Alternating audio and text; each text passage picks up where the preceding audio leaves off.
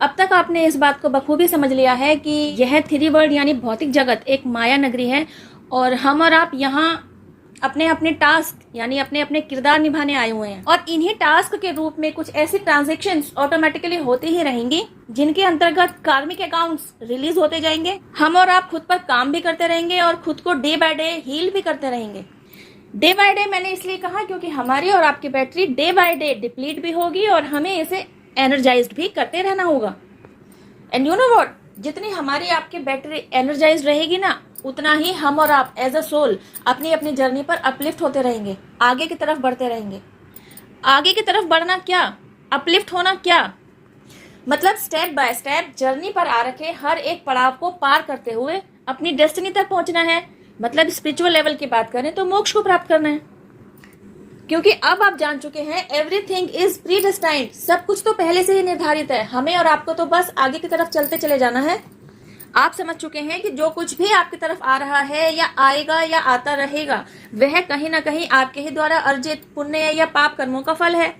अगर बैठे बैठाए आपको अपनी ही लाइफ में कुछ अच्छा, कुछ प्यारा, कुछ मीठा सा फल देखने को मिलता है, मीठे फल के रूप की बात करूं तो फाइनेंशियली अबंडेंस हो सकती है, बैठे बैठाए लॉटरी लगना हो सकता है, विदेश यात्रा पर जाना हो सकता है, अब तक वीजा नहीं बन रहा हो तो उसका काम हो जाना हो सकता है।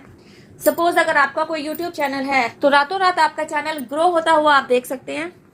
आपके द्वारा वीडियो में दिए जाने वाले मैसेजेस से इंस्पायर्ड होकर आपको कोलैबोरेशन के लिए कॉल आ सकता है। ऐसी कोई टीम जो आपके द्वारा दिए जाने वाले मैसेज को, जो आपके नॉलेज को और ज्यादा से ज्यादा लोगों तक पहुंचाने में माहिर हो, तो वह आपके साथ कोलैबोरेट कर सकते हैं। घर परिवार के रिश्तों में जो भी दूरी आ रखी थी उनमें आप वापस पहले जैसी मिठास, पहले जैसा प्यार पनपते हुए देख सकते हैं। जो कुछ भी अच्छा अच्छा आपने सोचा हुआ था ना, वह सब कुछ एक एक करके आप अपनी लाइफ में देख रहे होते हैं। तो ऐसा जो कुछ भी अच्छा अच्छा आप अपनी लाइफ में होता हुआ देखते हैं ना, यह सब कुछ एक्चुअली आपके ही द्वारा अर्जित पुण्य कर्मों का ही तो फल है, जिसे आप खुशी खुशी एक्सेप्ट भी करते हैं, डाउट भी नहीं करते और तो और अपने ईश्वर को ग्रेटिट्यूड भी देते हैं। जिन भी डिवाइन एनर्जीज के साथ आप जुड़े हैं, अपने इष्ट को आप थैंक यू कहते हैं, उन्हें शुक्रिया अदा करते हैं। लेकिन वहीं इससे उलट जब नेगेटिव अप्रोच लिए हुए कोई सिचुएशन आपकी लाइफ में एंटर करती है तो उसका दोष खुद नहीं लेते, उसका क्रेडिट खुद को नहीं देते, बल्कि उसका क्रेडिट आप दूसरों को देने लगते हैं, है ना। तो अब तक तो आप बिकॉज ऑफ अनअवेयरनेस यही करते चले आ रहे थे, लेकिन जब आपने खुद पर काम कर लिया, खुद को हील कर लिया, जागरूकता को हासिल कर लिया, अब आप ऐसा नहीं करते, बल्कि जो भी सिचुएशन आपकी लाइफ में एंटर करती है ना, उसको आप पहले भली भांति हायर पर्सपेक्टिव से एनालाइज करते हैं। उस सिचुएशन के क्रिएट होने के पीछे क्या मोटिव हो सकता है, न केवल यह समझने की कोशिश करते हैं बल्कि उसके पीछे की छिपी हुई बिग पिक्चर को भी ढूंढ कर निकाल लेते हैं। देखिए, मेरी कही गई इस बात को आप इस तरीके से समझ सकते हैं कि सिचुएशन के पीछे की बिग पिक्चर क्या होती है और आप उसे किस तरीके से एनालाइज कर पाते हैं। रामायण कथा का ही एग्जाम्पल लेते हैं कि आपने सुना होगा कि भगवान राम को 14 वर्ष का वनवास मिला। वे माता सीता की खोज करते हुए लंका पार पहुंचे, रावण से युद्ध किया, उसको पराजित किया, उसको हराया, उसको मारा, माता सीता को छुड़ाया और वापस आकर अपने राज्य पर राज किया। देखिए, ध्यान से समझने की कोशिश कीजिएगा, मुझे नहीं लगता इस बारे में कभी किसी ने आपको ब्रीफली नॉलेज दी होगी। अब इस एक सिचुएशन के पीछे एक ही नहीं, बहुत सारी बिग पिक्चर्स निकल कर आती हैं। इस सिचुएशन के पीछे की पहली बिग पिक्चर थी भगवान राम के पिता राजा दशरथ द्वारा उन्हें मिला हुआ श्राप का भोगा जाना, मतलब पुत्र वियोग में उनकी मृत्यु होना। देखिए, हमारे आपके साथ जो कुछ भी हो रहा है ना, उसके पीछे कहीं ना कहीं कोई कारण है, वह कारण ही तो बिग पिक्चर है। अब देखिए, राजा दशरथ को श्राप जो मिला था वो कैसे मिला था, किसने दिया था? अगर आप इसको समझ पाते हैं, इसका मतलब आपने इस सिचुएशन के पीछे का बिग पिक्चर ढूंढकर निकाल ली। देखिए, राजा दशरथ के हाथों अनजाने ही तीर लगने से श्रवण की मृत्यु हुई। श्रवण कौन? चलिए श्रवण के बारे में जानते हैं। श्रवण अपने अंधे माता पिता को तीर्थ यात्रा पर लेकर आया हुआ था। ज्यादा डेप्थ में नहीं जाऊंगी, वीडियो लंबा हो जाएगा, मैं मोटा मोटा ही बताती हूँ। अपने पुत्र श्रवण के वियोग में उसके अंधे माता पिता ने जो प्राण त्यागे ना, तो बस उन्होंने मरते मरते राजा दशरथ को श्राप दिया कि जिस तरीके से वह पुत्र वियोग में प्राण त्याग रहे हैं, तूने भी पुत्र वियोग में प्राण त्यागने हैं।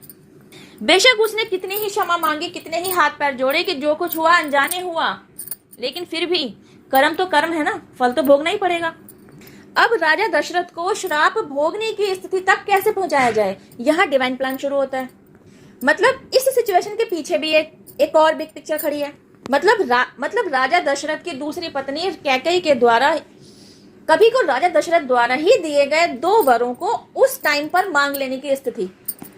रानी ने क्या किया, राजा दशरथ से, उनके अपने हस्बैंड से अपने 2 वर मांग लिए।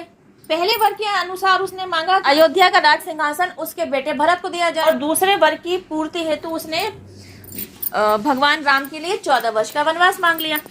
अब राजा दशरथ को न चाहते हुए भी कैकेयी की दोनों बातें माननी पड़ी, क्योंकि वे बाध्य थे।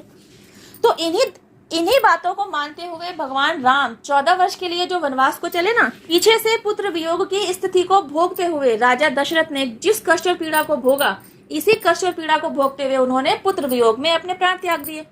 यह वह सिचुएशन थी कि उन्हें उस श्राप से मुक्ति मिली, उन पर वह श्राप फलित हो गया, जिसका होना स्वाभाविक ही था। अगर इस समय नहीं होता ना, तो नेक्स्ट बर्थ में यह श्राप कैरी फॉरवर्ड होकर उनके सामने आता, न जाने फिर क्या ही सीन होता। देखिए, समझने की कोशिश कीजिए के पीछे की बिग पिक्चर क्या होती है। यह सिर्फ रामायण या महाभारत काल में ही नहीं थी, यह हमारे और आपके जीवन में भी निर्देशित है, डे टू डे लाइफ में चल ही रही है।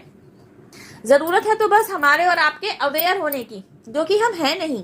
राजा दशरथ की लाइफ में उस श्राप को फलित करवाने के लिए अहम भूमिका किसने निभाई? उसी की पत्नी कैकेयी ने।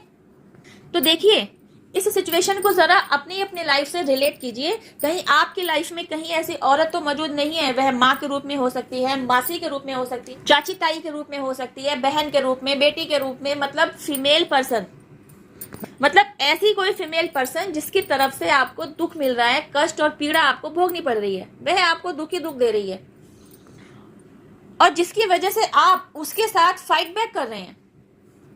तो इससे क्या हो रहा है? देखिए, मैं आज की कलयुग की बात कर रही हूँ, अभी रामायण की कथा से हटकर मैं आपके साथ ही रिलेट कर रही हूँ। तो इस सिचुएशन में क्या हो रहा है, जिस फीमेल पर्सन के साथ आप उलझ रहे हैं, आप भी फीमेल हो सकती हैं, आप भी मेल हो सकते हैं, लेकिन आप जिसके साथ सिचुएशन में इंटरेक्ट हैं वह एक फीमेल पर्सन है। तो हो क्या रहा है, आप दोनों इस सिचुएशन में और ज्यादा इन्वॉल्व होते जा रहे हैं और ज्यादा जुड़ते चले जा रहे हैं, क्योंकि वह आपको पेन देना नहीं छोड़ रही और आप उसके साथ फाइट बैक करना नहीं छोड़ रहे। तो यह सिचुएशन जो है ना, बद से बदतर होती जा रही है और इसका कोई एंड नहीं है, और यही साइकिल आगे तक चलती रहेगी। तो यह साइकिल आगे तक ना जाए, इसके लिए ही तो डिवाइन प्लान है कि आप दोनों में से किसी एक को अवेकन करा दिया जाता है, और आप दोनों में से जो भी अवेकन होगा ना, वह खुद को इस साइकिल से बाहर निकाल लेगा। और जैसे ही आप दोनों में से वह शख्स खुद को इस साइकिल से बाहर निकालता है, इस साइकिल की चेन टूट जाएगी। अब क्योंकि आप वह शख्स हैं जिसने यह इनिशिएटिव लिया, तो आप अवेकनिंग प्रोसेस से गो थ्रू होंगे। आपकी लाइफ में आपका प्रेजेंट समय कैसा भी चल रहा हो, कितना भी दुख तकलीफों से भरा हुआ समय आप क्यों ना देख रहे हो, कितना भी कष्ट पीड़ा आप क्यों ना सह रहे हो, थोड़ा सा इसके परसेंटेज और बढ़ा दी जाएगी, आपको बिल्कुल तोड़ दिया जाएगा। और होगा ये, आपको तोड़कर आपको ही वापस से जोड़ दिया जाएगा। यह सारा काम ईश्वर द्वारा खुद किया जा रहा होगा, और आपका जो न्यू वर्जन क्रिएट किया जाएगा ना, वह बकायदा डिवाइनली गाइडेड होगा, प्योरिटी से भरपूर होगा, डिविनिटी से भरपूर होगा। देखिए, अवेकनिंग प्रोसेस से गो थ्रू होना आसान नहीं है, और भी हाई लेवल की कष्ट पीड़ा को देखना होता है, झेलना होता है, अपने ऊपर काम करना होता है, खुद को हील करना होता है, क्योंकि ये सब कुछ आपने किया है ना, तो आप डिवाइन की ब्लेसिंग्स को रिसीव करने के हकदार भी बनते हैं। अब आज के कलयुग की इसी सिचुएशन को जरा रामायण से रिलेट कीजिए। भगवान राम ने क्या किया था?